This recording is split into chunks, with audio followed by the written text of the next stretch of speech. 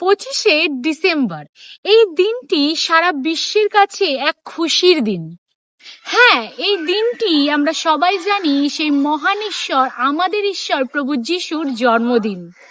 আমরা এই দিনটি আনন্দের সাথে, সহভাগিতার সাথে, খাওয়া দাওয়াতে বাড়িতে সুন্দর সাজিয়ে এবং নাচ গানের সাথে আমরা এই দিনটিকে পালন করে থাকি।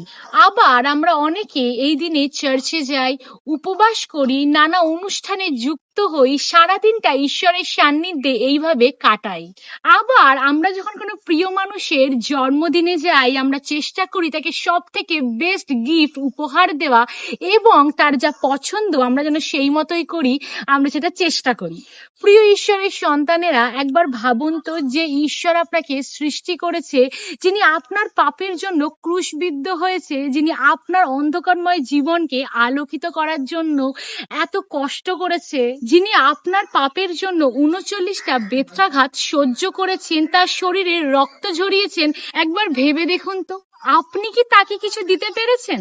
না, তিনি চান না আপনার অর্থ, না তিনি চান না আপনার কোনো বস্তু সামগ্রী। তিনি চান আপনার পবিত্র হৃদয়ে থাকতে, যেমন তিনি পবিত্র। তিনি চান যেই সমস্ত সন্তানরা অন্ধকারে হারিয়ে গেছে তাদেরকে আবার ফিরে পেতে। তিনি চান যাতে পাপের জগৎ ছেড়ে, মন্দতা ছেড়ে তাকে আমরা অনুসরণ করি।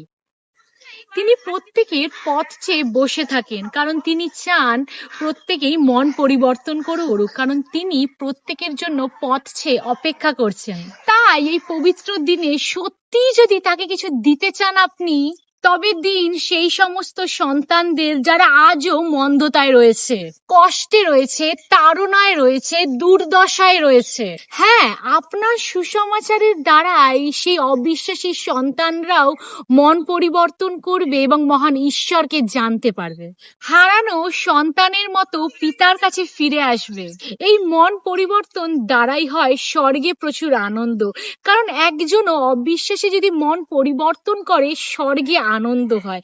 প্রভু যিশুর এই জন্মদিনে আপনার বেস্ট অফ বেস্ট গিফটই হবে একজন অবিশ্বাসীকে বিশ্বাসীতে পরিণত করা। Hallelujah, amen. সকলকে জয় যিশু।